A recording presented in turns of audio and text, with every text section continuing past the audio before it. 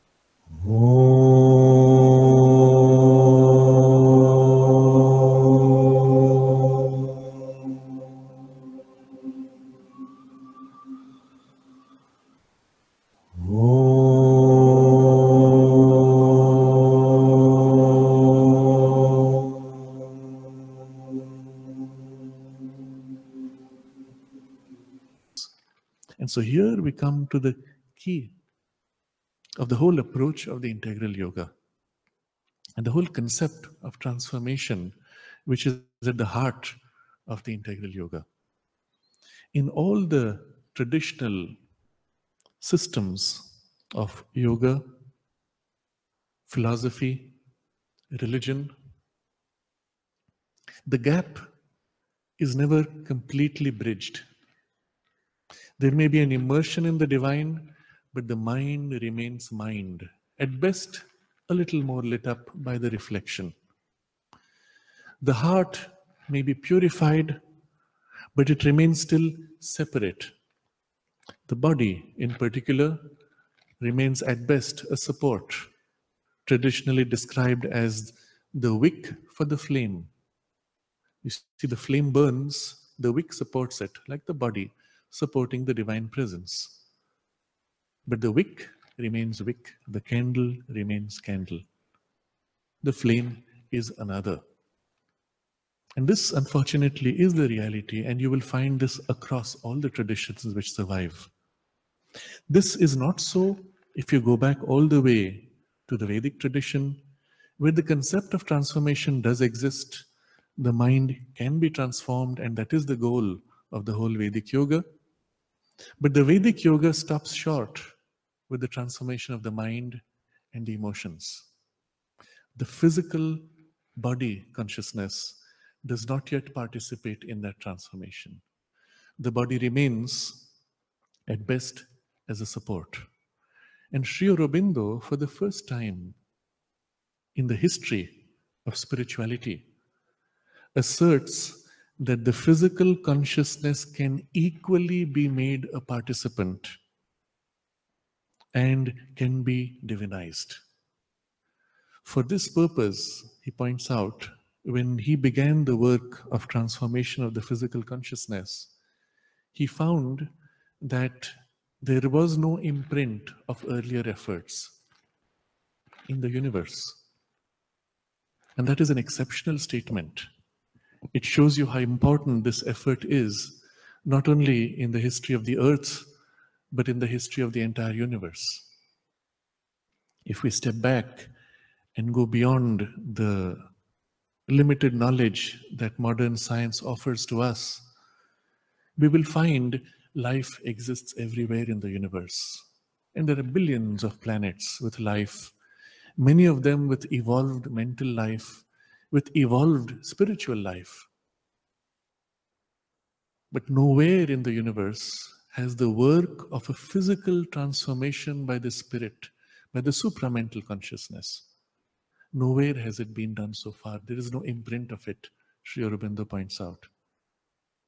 A mental transformation, yes, to make the body mentally conscious, yes, that has been done. To receive in the body the spiritual afflatus, yes, it has been done. The Vedic rishis were living in a supramental consciousness, and its reflection and action on the body would have been there as a reflection. But to actually take up the physical consciousness and transform it in terms of the supramental has not been done. And we may say The only explanation for that is perhaps in the overall evolution of the cosmos, the time had not yet come. The Vedic experience itself stopped short, going close to the physical, but that was all that perhaps the cosmos was ready for in the larger evolutionary turn. And in that sense, when you look at this particular affirmation of Sri Aurobindo, that the physical consciousness can and must be divinized, it is a new beginning for the whole universe, for which the focal point was here in Sri Aurobindo's physical consciousness and the mother's. The full scope of what they achieved in their consciousness is still not fully accessible to the human mind. But what we can understand, we must value in this sense. But the principle of transformation itself, he presents here in these 3 sentences. Although the reference is particularly to the mental consciousness, when we recognize the principle, it applies to our whole being.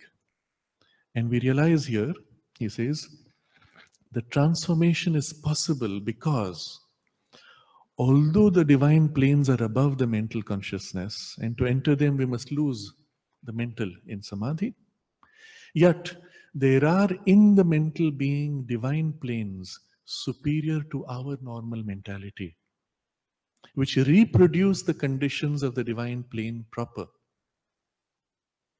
And this is a very important principle you will find described in the Veda, and of which the lines with today that we will be taking up go into in some depth. But the idea is this. The whole universe, remember, comes out from the oneness of the divine. As the oneness moves to form this multiplicity, it puts forward 7 principles.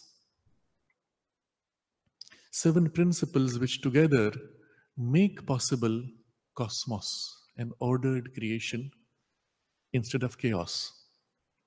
The key principle among the 7 is the principle which organizes everything and holds everything in perfect relation across the entirety of time and space. The tiniest detail, the tiniest subatomic particle, grain of sand, to the largest supergalaxies, all things are held in perfect relation in that consciousness.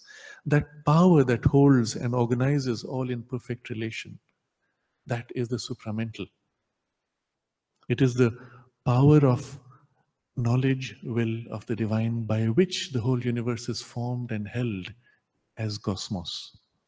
This is the key, because it is this one power that at the same time holds the unity and the multiplicity. It knows both and links and harmonizes both. And so when we look at the whole universe and these 7 principles of which form everything, everything is in everything else. There is nothing which is fundamentally separate. You take any piece in the universe and you will find it is linked to the whole universe. In a way, the whole universe is represented within the grain of sand, within the flower, within each one of us. This, in fact, is one of the key foundational principles of the Vedic approach, that we are ourselves one with the whole universe and represent the whole universe and its totality and its potentiality. Our evolution, thus, is not only a representation of the universal evolution, but it is also a representation of the future possibilities of the cosmos. In other words, we hold within us the potential of that which created the universe. We are ourselves a universe. But this is true in principle of everything, because in everything the whole is held. And so when we look at it this way, within each principle of the 7 principles, everything else is represented, but underlying within the overall framework of that dominant principle. So in the material world, for example, all the gradations of consciousness of the cosmos are represented. At first, sleeping, hidden, potential, and then increasingly more and more revealed. And as the revealing movement continues, we have what we call evolution. But because they were involved, there could be an evolution. In the same way, in the life energies, in the world of life force, everything is represented, including the material principle, but subordinate to the life energy. And in the same way, in the mental consciousness, everything is represented, including the physical, but as a subordinate functioning. And so he says, in the mental being, there are divine planes superior to our normal mentality, which reproduce the conditions of the divine plane proper. That is, there's a reflection of the, no, reflection is the wrong word, there's the representation of the Satchidananda inside the mind. And the principles of Sat Chit and Ananda are actually represented operating under the conditions of, modified by the conditions of the mind. And so at that level, that grade, we can actually experience things of the Satchidananda while being in the waking mental consciousness. Except that these finer gradations of the mental being are superior to our normal mentality. But they are not inaccessible, and one does not require to enter into a loss of mind in a trance state. You can access them in the mental consciousness and therefore in waking state while fully engaged with the world, with life. But they're still superior to our normal mentality. In other words, we have to develop our capacity to become aware of these gradations, or rather, we have to evolve, because those things are already there, involved. We have to evolve those finer gradations of the mind. And this can be done by the mind as it is today. In fact, when we observe our mind's development as distinct from the rest of our being, we realize, in fact, in our normal mental working, these higher gradations are already present, but secretly. In other words, we are not conscious of them, but they are operative in us. For example, if I were to ask you just a casual question, do you remember which is your favorite memory of your parents, or of grandparents, or of a holiday, whatever it is, your favorite memory? Your mind turns and plop, something comes. Oh yes, that's my favorite. Did you turn inside you and sift through all the many decades of your life experience on earth to sift out and pick out which is my favorite, compare to, and no, this is more favorite, let's check with the next and compare with the next? That's what Google does. If you type on the Google search engine, fastest runner in the Olympics, longest river in the world, tallest mountain, what does it do? It needs to actually go into the full database of all the mountain heights, all the river lengths, and pick out by comparing.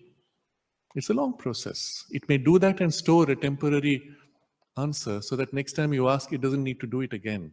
So it's a little faster. But still, for the first time that it had to search, it had to go through that whole list to figure out which is the fastest, which is the tallest. Which is your favorite memory? Well, Google would have to actually go through all the memories in your mind to pick out. But what did you do? You didn't even struggle. You just turned with the intention to know, and something went plop and brought it out. Who did that? Who knew already? And that thing which knew did not need to search. It already held the full spectrum of all your memories like that in a single vision. It knew that you wanted an answer to this question. And the moment you turned to receive. That's the only difference. If the question was not asked or you had not turned, your mind is still turned outwards. Once in a while, something will pop out from there and you won't know from where. And you'll say, I just had a bright idea. But when the question is asked, you have turned with a specific intention. And in the act of turning, when the memory came out, you don't say, I just had an idea. You say, I remember. That's the only difference. I remember because I already sought to know, so I remember. But who put it out? Who knew that you wanted this response? I don't know. It knows me. I don't know it. It has the power to know, or it has the knowledge of all my memories and can draw out what is my favorite, although I don't know it or its memories. It's not separate from you because it knows your favorite. It's not thinking, what is your favorite? It is the knowledge of your favorite. It is itself you. And yet you don't know it. And so you are aware, without much effort, that there are layers within you, or powers within you, faculties within you, levels of consciousness perhaps, levels of being, levels of awareness, of which you are not conscious but which are conscious of you. Are they developed? Well, they can already do all this. Go through all your life memories to pick out what is your favorite. Okay, favorite would be perhaps not the best example because you might have thought of which is your favorite memory. But if I ask you a question like, do you remember an incident in childhood when you got upset and regretted it? Poof, you will pull out not one but several. And perhaps this particular attempt to remember you have never done before. And so it has actually access right now instantly to everything. To these planes of divine mentality, it is possible for the developed human being to arise in the waking state. It is possible, but we need to do something for this, and we will shortly see what we have to do. Or it is possible for him to derive from them a stream of influences and experiences.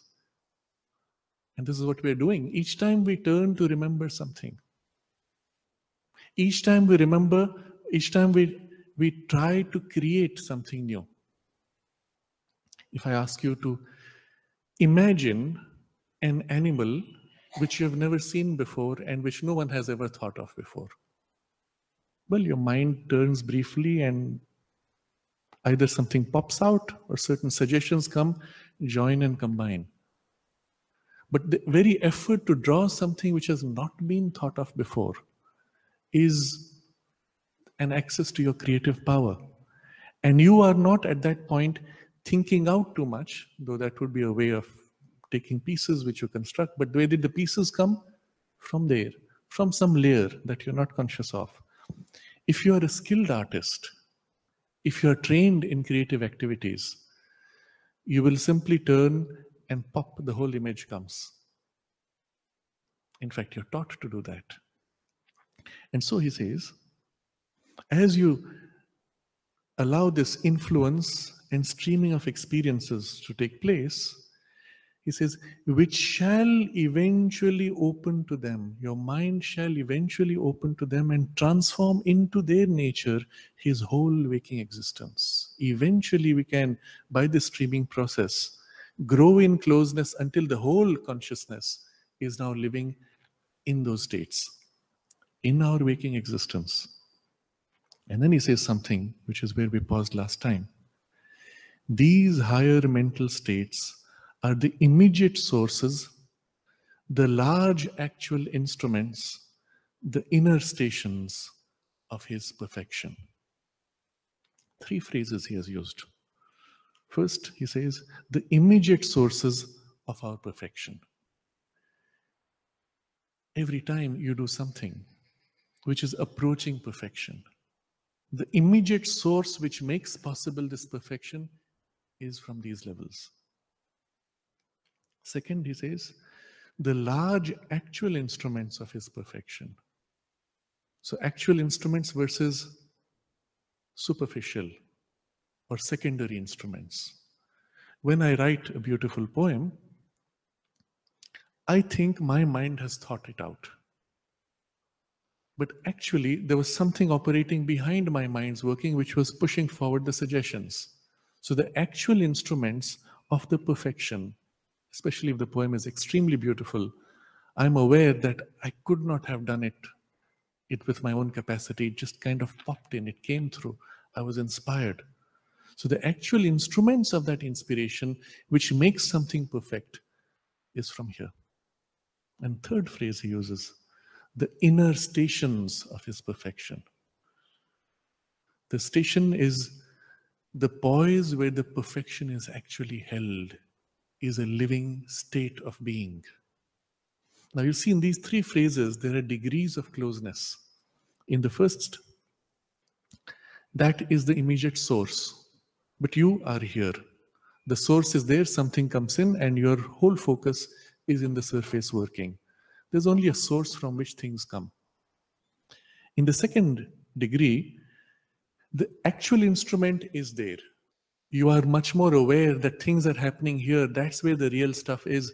This is only the outermost expression on the surface. The real stuff and the instruments of my creativity and powers of perfection are there. In the third degree, I live in the poise of that consciousness which holds the perfection. And so the inner stations of his perfection. Now, this paragraph describes the higher mental states and in their relation to our current mentality. And now we look at how exactly are these being bridged. How are we developing the link between them, or how are these powers or faculties in us beginning to awaken? So he says, to these planes of divine mentality, it is possible for the developed human being to arise in the waking state. That is one movement. And the second, or it's possible for him to derive from them a stream of influences and experiences. So two things happen. Your consciousness can rise up and things from there can descend. And as before we have discussed, they are complementary movements. We are not aiming straight at the divine to arise in a state of trance when the mind becomes silent or is dismissed or is non-existent as you merge. We are only focusing on the representative gradations of the divine powers in the mind and making this bridge here. And through these representative gradations, the divine can be known in the way the mind can know the divine. And so the same effort which we did earlier is done on these gradations first, before going directly to the divine which is beyond the mind. So the mind turns in a kind of a quiet aspiration, becoming very quiet, becoming very still, to feel, to know, to dwell upon the divine. And in the first case, there's a sense of a rising into a higher, silent level of awareness. In the second case, there is something felt above, a presence, a knowledge, an inspiration, and we open like a flower to receive, and the thing flows into us. When these two movements alternate, increasingly a kind of an interpenetration takes place. That descending into the lower fills up your mind with a silence, with a sense of a light, an illumination, a kind of a power, a kind of an intensity. And all the faculties of your rational mind and rationality are suddenly intensified. Again, we have these occasionally spontaneously. We don't know why or how. One day you wake up and your mind is so clear, so fresh. Anything you take up is so easy and spontaneous. And there are other days when you struggle and everything is sluggish, difficult. You have to, as if, fight over the inertia of the mind's working. You don't feel anything. No light, no sense of fluidity, freshness, flowing, translucency, none of that is there. There's only this dullness, heaviness, even a kind of a clouding. You don't see, you don't understand clearly. And so we have these experiences. It's just that we do not know what it is that makes for this day or the other. We do notice that if you go to sleep after having read something which is uplifting, you wake up perhaps with a greater freshness. If you go to sleep having read something dull or disturbing, you do wake up more disturbed. That is one connection we see. But other than that, we're not conscious mostly. But as we take to the practice of the yoga, we can consciously turn to an awareness of something above. And it can start with a very simple effort. Sri Aurobindo presents this as a basic practice for meditation. He says, you turn your center of awareness above the head and simply become aware of the presence above. And when you remain like this for a while, a kind of a stillness is felt, or a peace, or a presence, all the things which we have discussed before. And then you invoke it. Let the peace settle in your mind. Let it settle in your brain. And eventually let it settle in your whole being. And with that peace, a light, a sense of a power, or even sense of a revealing knowledge, or a quiet joy, delight, even ananda.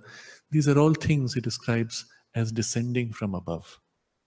And the process is as simple as that, simply becoming quiet and turning in a quiet aspiration, invoking or becoming aware simply above. And if you make that first step, what descends then builds on what you have done. The condition of receptivity created is now intensified, it is purified, it creates a greater stillness, purifies and stills the mirror, even filling your mind with light transmutes the very substance of your mental being. And if you are able to extend it into your whole being, all the way down, then after a while you realize your entire awareness is much more rarefied, more sensitive, more clear, more plastic, more awake, more aware. And before you know it, you notice that your earlier way of thinking has changed. Now, this is something which people who have read Sri Aurobindo have already experienced, but it is not so common normally in humanity. You see, when you read a book which is interesting, informative, even educative, you read it once, you've absorbed the content of it. Broadly, you don't need to reread. At best, to refresh certain facts, you may want to reread. But when you read Sri Aurobindo, after reading it, you realize he has so changed your worldview, your entire perspective, the way you looked at things, the scope of what you looked at, and the way you looked at it is so transformed that now when you review the same text, you see it differently. You understand it more deeply. You appreciate it, the whole completeness of it, much more. And having passed through it a second time, you find now your perspective has become even more deep, rich, and complete. And you go back and you realize the same text reveals so much more. The difference is Sri Aurobindo changes the mold of your mind. Your mental consciousness itself is recast. And the result is now you can reread a text written from a poise which is much more complete. You can reread it and understand it differently. Your thinking changes, your worldview changes. And this happens as this higher substance, higher grade of a spiritual consciousness begins to fill your mind, it reshapes it. In fact, that's what Sri Aurobindo does when you read. As an aside, Mother had originally instructed that when books were published in the ashram press, the entire set of books was to be brought to her room so that she would concentrate on them to invoke the spiritual force, and then they would be sent for the sales and distribution. In the later years, she complained to one of the persons from the ashram press. She said, they don't understand why I asked them to do this, and they're satisfied in sending me just one book. You see, for the people who did not know the value of this, they said, well, what's the point of taking all the books? It's enough if she sees one book. Well, she did what she had to do to compensate for it. But the result is, when the book is infused with that consciousness and you read it, as you dwell upon it, that power which is infused in the book is actually settling into you as you dwell on the words and the sense. Even if it was not done explicitly, the very fact that you're dwelling on Sri Aurobindo's consciousness and his words opens you in this way to his consciousness, which fills you and molds you from within. But this principle is operating in us as we remain thus. And very quickly, you will notice your way of thinking has changed. And one of the first changes you would notice is you don't have to struggle so hard. You turn to understand something and it's spontaneous.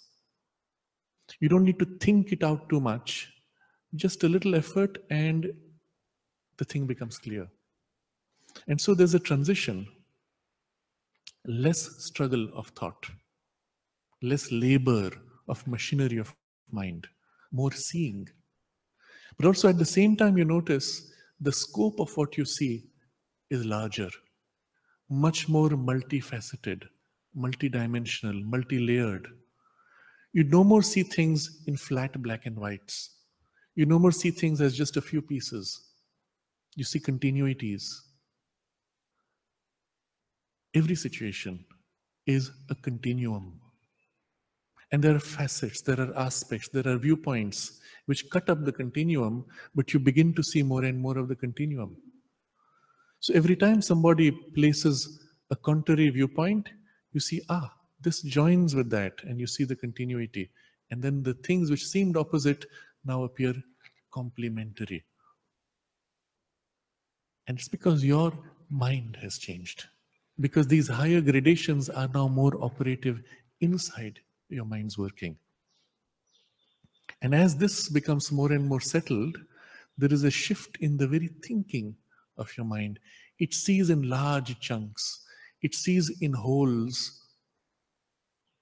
It is still thinking out, perhaps, but in a broad, big picture.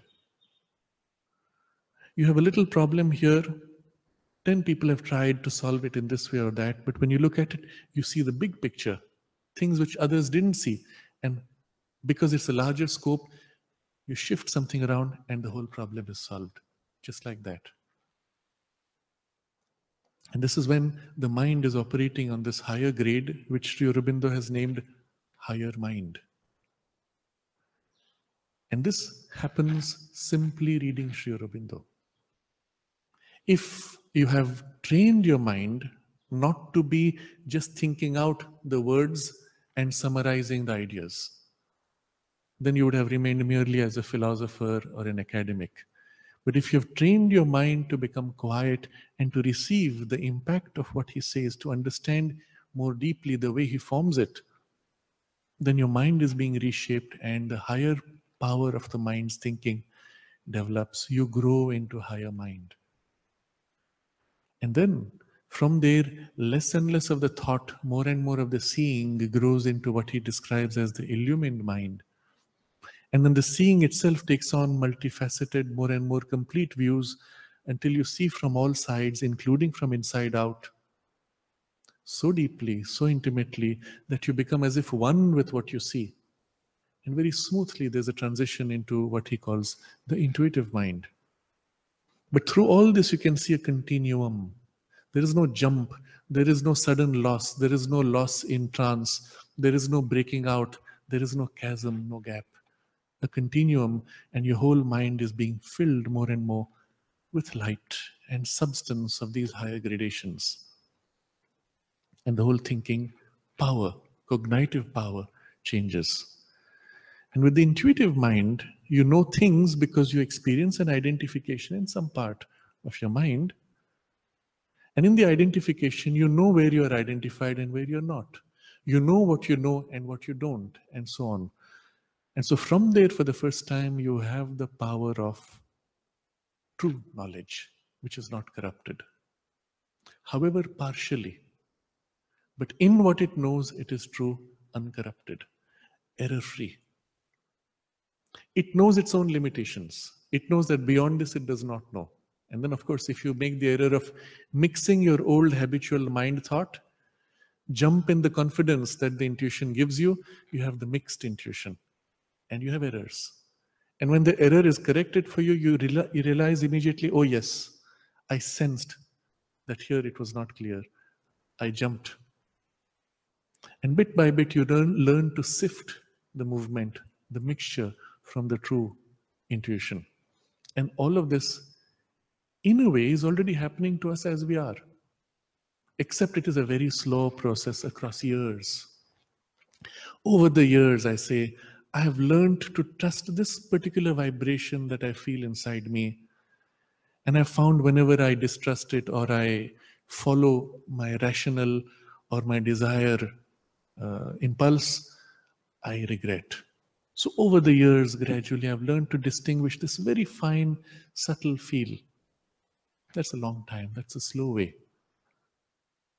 But the process he has described here of turning in quiet, in silence, and receiving and allowing this immersion, infusion of these higher gradations into us, into the mind's awareness, can enormously speed up this process, 100-fold, even 1,000-fold. And the result is, within a year or two, you're completely different in the way you think, in the way you are, in the way you experience the world. Everything is different. To these planes of the divine mentality, it is possible for the developed human being to arise in the waking state. And all this is happening in your normal waking life. You may still take a little time to concentrate, to enter in deep concentration, either on these states or simply on the immersion in the divine consciousness, and allow the divine force, the divine Shakti, the mother's force to work in you, to form, to mold, to fill yourself, to fill your mind, your body, your energies with her light and force, recast, reshaping. For that, you may still be in a state of deep immersion and concentration, or then extending that into your daily life. All of these will assist in the process because you turn to consciously engage. Mother Sri Aurobindo explains in his commentary on the Vedas, in a very interesting article, he lists out the key principles of the Vedic yoga. And there he explains that the gods, as divine powers, they operate normally in their domain, which is in the divine level of consciousness. But from there, because they are cosmic beings, they work on all planes, including our mentality, vitality, and physical body. On all planes they operate. But they are freely operating in their own plane. In these planes, they are subject to the limitations of these planes. When they operate in our mind, they are subject to the limitation of our mind because it's our mind. So they need, in a sense, our permission to be able to work freely. That's where it becomes important for the sadhaka to consciously invoke, to consciously give himself. Now he's explaining this in the context of the Vedic yoga, but you see how it applies when you turn to the divine and to the Divine Mother. Yes, she works even in spite of your refusal. Sri Aurobindo writes, I think to Nirod Baran, he says, because you have come to me, even if you don't make the effort, I have to catch you by the scruff of the neck and make sure that you progress. But that's a slow process.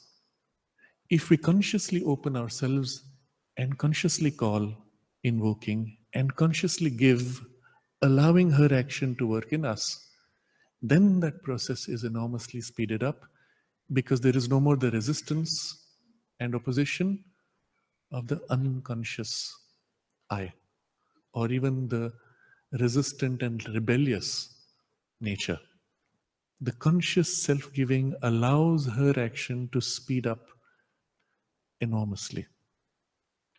And this is where all this, the practice, becomes so important. The result is there is this double movement that our consciousness begins to rise into these higher gradations, and meanwhile, a stream of influences and experiences flows through. And now, these three phrases is what I wanted to dwell on. These higher mental states are the immediate sources, the large actual instruments, the inner stations of his perfection. And so we look at these three particularly in the context of our activities in life. The immediate source of all our perfection is coming from here. And that means we can consciously make an effort to turn to the source. Now, this can take several forms. For example, let's say you're going to start a work. Suppose, let's take a few examples where it is more obvious, and then we'll see how we apply it to the less obvious ones. Suppose you have to write an article, or you have to play a piece of music, or sing. If you start doing, who's going to do? You. But remember, the source, immediate source of your perfection is here, just behind, just above. Now you can take two poises. One is to say it's a poise of consciousness within you and you open to it. Or you can say it is her force, her consciousness, her power, and you open to the mother. That depends on your nature. For some people, this opening to your own consciousness is easier. For some people, opening to the mother is easier. For some people, opening to the mother is a little difficult because she and I are different. I have to give myself. That's not so comfortable. I feel more comfortable doing myself. Giving myself is a weird feeling. So for them, you think of it as your own higher states, your own deeper powers. For others, especially where the heart and the bhakti is more open, to give yourself is the easier way. Then you invoke her and you say, Mother, help me. But then the condition, remember, your receptivity, all that has been discussed earlier, you become very quiet. You make yourself as still as you can, mirror-like, and turn exclusively in concentration to that poise, that inner state, to her, her consciousness, her force. Mother, in fact, said it in so many words to the children in the ashram school when they were going to do their physical exercises, gymnastics, athletics. She said, call me, ask for my help, and I will help you to do what you're doing better than you can. Now people read that, they hear that, and they say, it's a nice message. Yes, mother says she's there. Yeah, she's there, some invisible influence. But finally, I'm doing. And this poise is very important. You actually let go of yourself and say, Mother, you feel, you work, you act. Now, again, initially, you may do this for a few seconds, and then finally, you have to get back to doing it. And you may still feel like more of you, less of her, but you're doing. But after a while, that balance shifts. You will feel more of her and less of you doing. So you start with I'm doing, but having made that concentration, that prayer, that call, that opening, and you feel something fills, works through you. So you do this, writing, some creative activity, and you feel the difference when that thing flows. It's a matter of experience and a vivid experience. Now the same thing you could extend to anything else, any other activity. You have to wash vessels, Pause, concentrate, invoke, and let this action be also done in consecration to her and inspired by her force. You have to sweep the floor. It could be as simple as this. You walk the steps to climb up or down. You can do it in the same way. Any activity in principle. The only limitation is your ability to remember and to consciously open or give yourself to whatever partial degree. But in principle, one could do it everywhere. Of course, one starts with the more important ones where you feel the need for that, but later you want to extend it. So this is the first effort that you will make. The second thing which will happen is, as you dwell in this experience, you have a clear sense of familiarity with a state which is as if lifted up. You feel as if yourself lifted, brighter, clearer, higher, wider, even vaster. You make yourself familiar with this. Teach yourself to be more often in that state, longer in that state. So when you first do this in a concentrated way, a simple activity, and you have this uplift, you consciously try to extend it a little more and a little more. You consciously try to remain in your awareness in this widened and freer state. Less active, quieter, seeing mind, and you let it grow familiar. You choose to slant your preference more to these than to the old way. And that speeds up the whole shift. And so very quickly, there is a transition. First, by turning to the immediate source, just that action of turning and then holding and building on this layer. The second phrase he has used is the large actual instruments. And now this takes the effort on a new level. Remember, the first level was turning to the source, and then you are still doing. In the second level, you realize the actual instrument doing it is there. Remember the question when I asked, what was your favorite memory? The instrument which held in largeness the full memory of your life experience has to be a consciousness which is wide enough to hold it all, isn't it? And those instruments are all wide, large, vast. They embrace knowledge. They don't travel like a worm picking up little pieces. They go around and just grasp the whole in a single sweep. Those are your real instruments. When your mind goes through a logical process, if you say A leads to B and B leads to C, therefore A leads to C. It's obvious. Why should it be so? You could ask. But there's a part of you seeing which says, oh yeah, it's obvious. That part does not need to think out. The surface mind is going through this mechanical process. A layer behind is seeing the truth of the logic. And if there's a flaw in the logic, something says, something is not okay in what you just said. That part is watching, but it's not you, it's not the active you, it's behind you. And its influence pops into you when something goes wrong here. You become aware that there is this. And this is where the real seeing, the real thinking is happening. And these are the large actual instruments. And something very interesting happens gradually. You are doing this thinking process, and then a part of you remains as if here, watching, very quiet.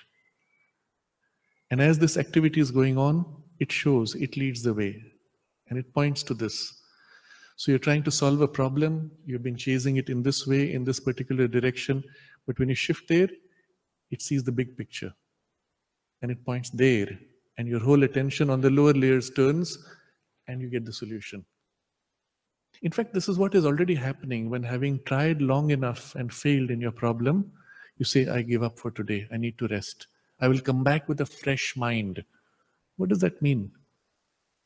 And you come back with a fresh mind, you're no more obsessed with this, your active parts have become quiet, and the large actual instruments behind have pushed forward their suggestion, their seeing, and you come back to face the same problem, suddenly your attention shifts to this other area which you did not even think about, and you see it differently. The seeing was imprinted from there into your surface active parts, and you become conscious of this. The part which saw, that's the real instrument. That's the larger actual instrument. And so bit by bit, a kind of a familiarity grows of this layer, which is otherwise very quiet. You may actually use an exercise to develop this power of awareness, which Aurobindo recommends here. And for this, he says, train yourself to shift the center of thinking above the head. Now, it may sound very simple, but he explains, because the center of your intuitive consciousness is above the head, about 2 centimeters above, and the center of the thinking mind is here inside, center of the brain somewhere behind the forehead. By shifting your center of awareness and thought to above head, you come closer to the actual center of the intuition. And so its influence in your thinking is stronger. Now, it's a very simple exercise. It may take an effort of a few days to familiarize yourself to be able to be centered above head while doing certain activities, while reading, while interacting, conversing, or just doing some mechanical work. And once that becomes habitual, it extends into your thought powers. And the result is, rather than feeling this part, these large actual instruments, as behind supporting your frontal thinking mind, you will feel yourself closer in these parts, and the thinking parts of the mind becoming almost superfluous, necessary only in articulating, but even that they move smoothly in the influence of this part, which is very still and quiet. So before you can shift up, he recommends training your mind to become silent. That's the foundation. And then shift the center up. And then the third thing here, which he recommends, is wait. Wait for the inspiration to initiate. Remember, we rush forward. Instead of rushing forward as the doer, you hold the intention, tune yourself, center yourself in this inner or higher poise, opening to the source, to the mother, to her force, if possible, shifting yourself in these quieter, deeper or higher parts, and wait. Wait for the action itself to be initiated from there. So far we were dwelling more on the knowledge. Now comes the aspect of the will, the force of the action. And something comes, it leads, it inspires, it carries, and it can go down to the physical action, including where even your hands, if you're writing, you're playing an instrument, even your hands move led by that. Mother describes when Sri Aurobindo wrote the Arya, she said the inspiration poured down from above, his mind was completely silent, and the inspiration flowed directly into the fingers. Now, that does not mean his mind was not aware. It was not automatic writing. His mind was very much aware. It was seeing in the silence. And the knowledge was formulating itself through his consciousness, but the force of expression was going straight into the fingers. Everything else is streaming transparent, and the fingers move. The same thing would happen if you were to sing. Then it would act through the throat and the vocal cords and your whole body perhaps. Or any other activity, if you're dancing, if you're drawing, if you're walking, if you're jogging, doing exercises, if you're doing asanas, whatever form it may be, it can go all the way down to the physical impulse in the body. And in this way, that higher consciousness is not only infusing to transform your mind and the mental consciousness, but into the life force and its dynamism, and into the physical body and substance, and even its tissue. And the whole of your being is then aligned in this way. So, the first degree was turning to the immediate source consciously to invoke. The second degree is becoming conscious of this higher grade as the actual instruments, and they become the doer more and more from here, from these levels, from these states, from the source, in the mother's consciousness, her inspiration, her light, her force. That is the actual instrument. And then comes a third degree, which you can see how it would become naturally the poise. You live in that. And so these are the inner stations of the perfection. You live there, that's the station of your consciousness. And when that happens, the poise is established. The diviner gradation of consciousness which has so far been developed, whichever of the gradations it is now a constant state, effortlessly, spontaneously. In some of the greatest musicians, artists, composers, singers, in the greatest ones, they are great precisely because they draw on this intuition, even if unconsciously. The whole training was only a means to somehow become aware of this and to be able to enter consciously in this poise and to let it flow. To the extent that that is there, they have become great and masters in their field. To the extent that this is unstable, we see the potential of mastery, but not yet the mastery. So a spiritual approach to any of these systems would develop consciously these higher levels of awareness and their integration with the rest of our being. And this was broadly the framework of training in the Indian system of all the arts, in particular music, instrumental, vocal, and art and painting.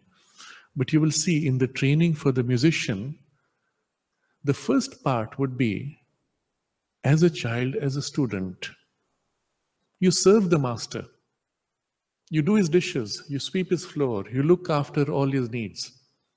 And you say, what's all this to do with your capacity to sing or play an instrument?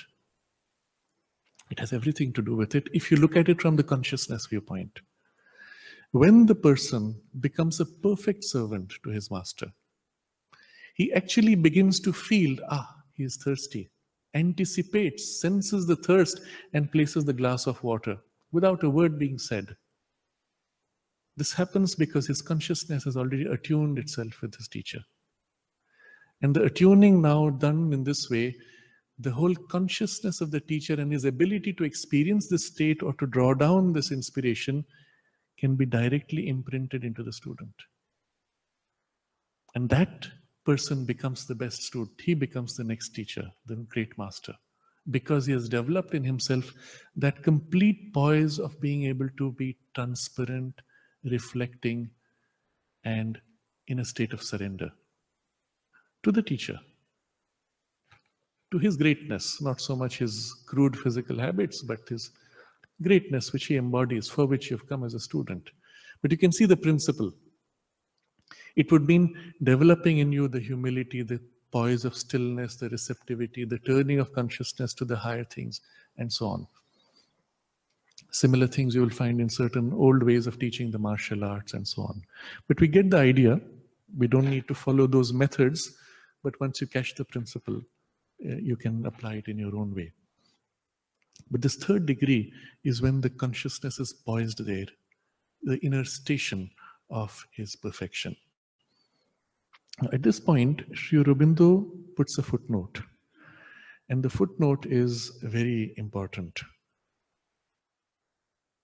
Called in the Veda, the word inner stations, he writes, called in the Veda variously, seats, houses, placings or statuses, footings, earths, dwelling places. Now 6 phrases, and in Sanskrit, sadas, griha or kshaya, dhama, padam, bhumi, kshiti. That Sri Aurobindo bothers to put a footnote there and list all these is an indication. He's connecting this to the whole wealth of knowledge implied by each of these words. And we need to dwell upon each of them briefly, just to understand the nuance, the phrasing, the keyword used, the nuance, because all of them come under one term, the inner stations. So you could just go with that. It includes all these things. You don't bother with the detail. But if you get into the detail, you'll find some extraordinary insights and knowledge and the whole philosophy and even aspects of the practice. So I'll not go too much into it, but just enough that we can appreciate why he puts the footnote. You'll see the list of names: seats, houses, placings or statuses, footings, earths, dwelling places. There's a sequence. Starting from something which is less temporary to something which is more permanent. What is a seat? Somewhere you sit and you leave. It's a temporary seat. House, you dwell, you go in, out. Actually, the word, we have to see the Sanskrit word to understand the full sense of it. Placings or statuses, you have reached a certain status in a hierarchy. You've placed yourself in a poise, and you can see it has a more stable position. Footing, the placement of your feet fixed, on which now everything else is supported, which supports the rest of the edifice. And then earths. We'll look at the Sanskrit terms and you will see the full sense of it. Many earths, each of these are as if states of being, and then dwelling places where you live in permanence. So we'll look at the Sanskrit words and look at the deeper sense of each. The first is seat, and the Sanskrit term is sadas. And it is one of those root sounds, root words, which you will find actually spanning many different languages of the world. In Latin, you will find it is the same word sedere, which means to sit, to remain, to be fixed, to be settled. And it's the same sense in Sanskrit, sadas. But the idea is you come to something and are fixed in it and settled in it. You come, sit, and go into a state of relaxation there. You remain. But there's still the sense that it does not belong to you. It is not your home. It is a small seat. It is not the whole dwelling place. There's a sense of the smallness, temporariness, and a movement to it and eventually away from it. So this is inner station of his perfection, the first degree of the inner station, where you are there, temporarily seated, and you have this beautiful musical performance, and then you come back from the seat and go back to your normal activity, your normal consciousness. I've actually seen this in many great musicians. They have a formal performance in the evening. One of my aunts is one of the famous musicians in Maharashtra of a national stature, and she is often invited to initiate the first program in the music festivals. And I've seen her when she did a performance in the ashram. So here she was very ordinary in her chatting, normal interactions, and that day was a program. When she came from the guest house, you could already see a shift in her consciousness. And then she waited, she concentrated, she took whatever rituals, drinking warm water and preparing your throat and all that. Details don't matter, they are her rituals. And then concentrating, praying, and then she bowed down before each person in the family to take your blessings. It's no more she. It is the blessings which make the performance divine. So you have to take blessings from who? All the elders, from all the deities, from whatever for you represents higher consciousness or opening to divine inspiration. Then after that, going there, the whole person was different. It was not the same person. There was a poise of great inner strength, deep confidence, You don't recognize the person anymore. None of the casual chit chat, none of the wandering of the mind, none of the disturbance of emotions, but still center like a core pillar which is solid, fixed. And then she sits down and the first movement starts. And the moment the first chant begins, the pitch is picked, and you can feel in the pitch a great depth, a great movement, a force which fills. And the person is already in a state of semi-trance, totally concentrated in the poise of whatever it is that she is drawing in her inspiration. And then building through that until finally the whole thing is over. There's a applause at the end of the program. The person is still glowing, and then you can see quickly the consciousness dropping. And then they come now gradually, the activity, the frittering, disturbance, all that begins to flow out. Within an hour or two, you're pretty much back to your normal, agitated, surface personality. But this was the seat. Literally, physically, you go and sit on the seat of authority, on the seat of the performance. But in consciousness, you're shifting to the seat of the inspiration, of the perfection. And then you get down from the seat. In Hindi, they use the word gaddi, meaning the seat of authority. So the seat of the teacher, the guru, the master of the lineage is there. And only that person is authorized to sit. And they actually use this phrase, who holds the gaddi? Who holds the seat? Who is the head of the lineage? In other words, who holds that poise of consciousness which holds the whole lineage and whatever teaching is there. Being on the seat, in consciousness, you get into the seat. That's the sense of this. That's why the word seat or sadas. But it's a poise, temporary, where you're still founded but off. And it's narrow poise. The next degree of this inner station is the word houses. House or griha or kshaya in Sanskrit. Two words he has used. Now griha is the root sense is the holding, grasping. In Sanskrit, for taking something, you would use the word griha.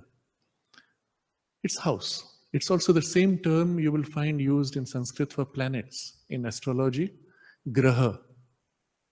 And Sri Aurobindo explains the term. He says the word planet in English is the wrong term. In the Sanskrit astrology, they say graha because these are the bodies which have a hold on us. That's the relationship. That's why the moon is not a planet, right? Sun is not a planet.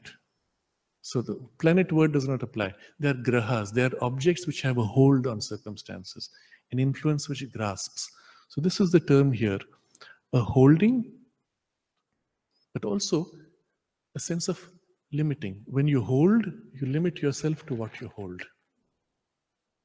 And that's the sense of the house. You limit yourself to something which you embody, which you hold, which you contain, which is grasped or which grasps. And that's the poise taken. Not seat, but more than seat, there is a grasping and a holding in this, but necessarily a sense of limiting in relation to something greater. So the sense of something greater is there. And these are terms used in the Veda to catch these fine nuances. The third degree of this inner station is the placings or statuses.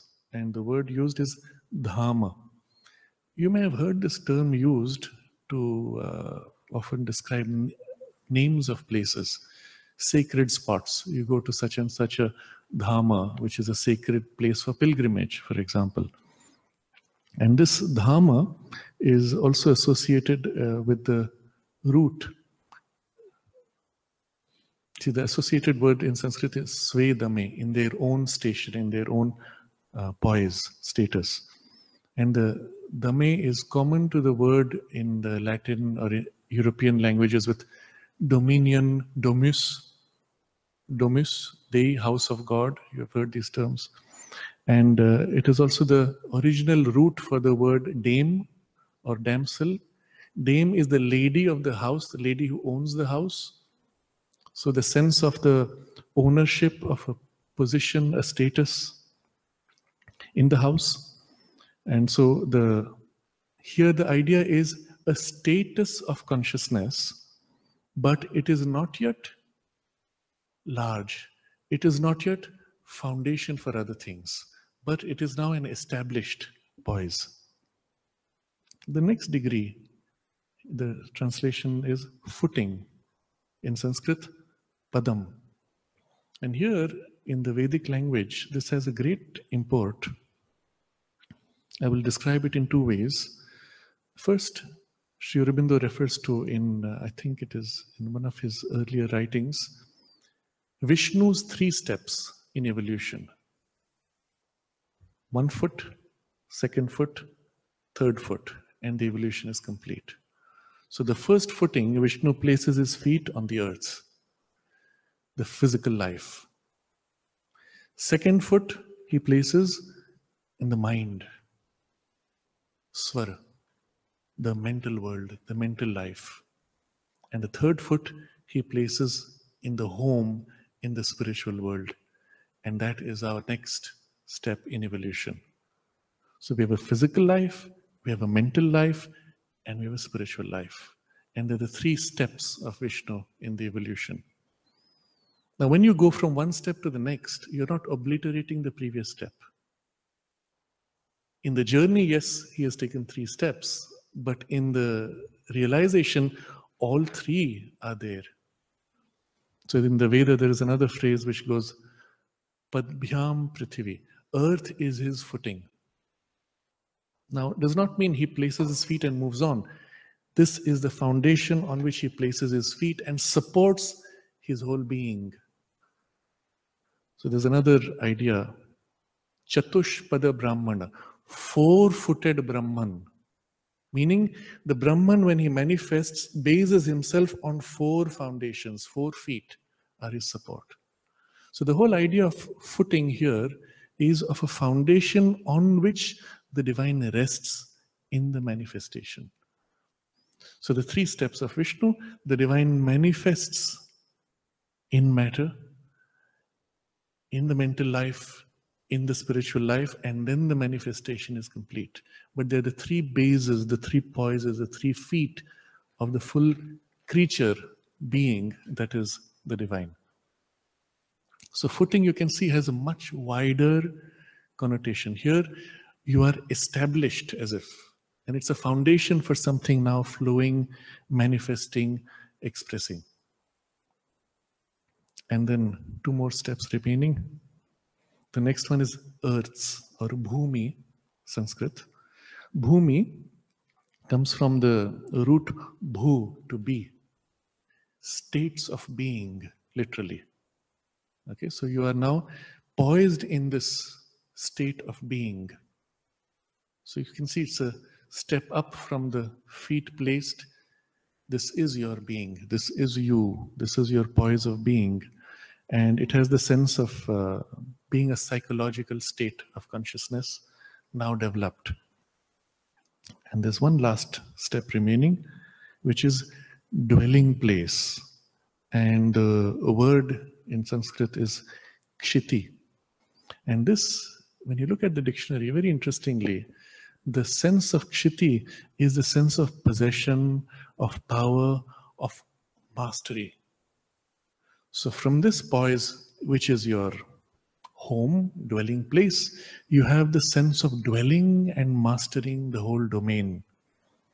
And it is at this poise that we can say the inner station is in a state of complete development in evolution, mastery of that level. So inner station of his perfection. So Sri Aurobindo has described 3 degrees. These higher mental states are the immediate sources, the large actual instruments, the inner stations of his perfection. And the inner stations themselves, we have seen 6 finer gradations of their development and the link to the Veda. And when the Veda uses this vocabulary precisely to catch nuances of the experience, he makes this quick link. And so here we are, where Sri Aurobindo has given us a means, and around that, an actual practice that by which the mind can be taught to open to its own higher diviner possibilities, and for those diviner possibilities to be infused into the mind and transform the mind in their image, in their terms. And this is captured in the description here. As a result of this, the mind now can enter in waking consciousness in relation to the divine. But there's still one more problem. In fact, there will be two more. But the next problem is, but in arriving to these planes or deriving from them, the limitations of our mentality pursue us. And then he explains how mind divides the experience of the divine, catching this aspect or that, and what happens when it does that. And then the second limitation of the mind will be in attempting to harmonize all these different facets of the experience. But for this we will discuss next time. What is important here is what is given so far is enough for our mind as it is to be able to grow into in relationship with the divine, experience more and more of the divine's infusion in it, and begin a process of transformation which makes all the rest possible. So I think we pause here in our study for today, and we can take up any questions, any comments.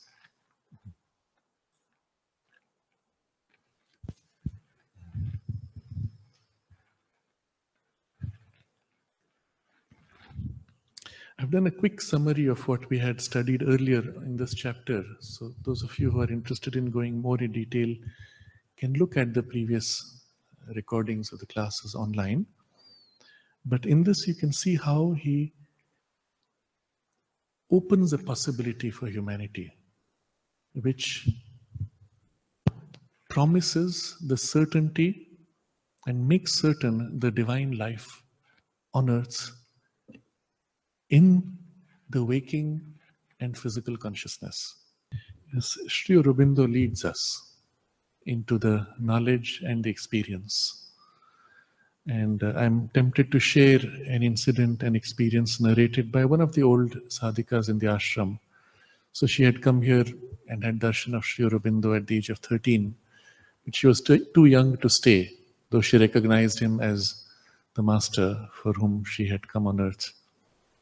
And so for a while she was in other places, but she had gone back with some books. And remember, this is a teenager. She's just beyond 13 and before 18. 18 is when she came back to settle in the ashram for good. And she goes back and she takes these books, and one of the books she took was The Life Divine, which most people would say is very difficult to understand.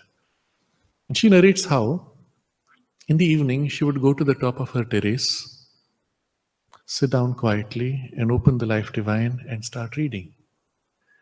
And as she was reading, she felt as if the words were being spoken to her by this presence within, Sri Aurobindo's presence. And as she read, the whole meaning and sense of it was just revealed and just went straight inside, imprinting in her and of course changing the being. And this is the nature of the true teacher. And this is how Sri Aurobindo leads us as we read him and study him. We can end with a chant of Om together 5 times. In gratitude and in thanks to Sri Aurobindo and the Mother.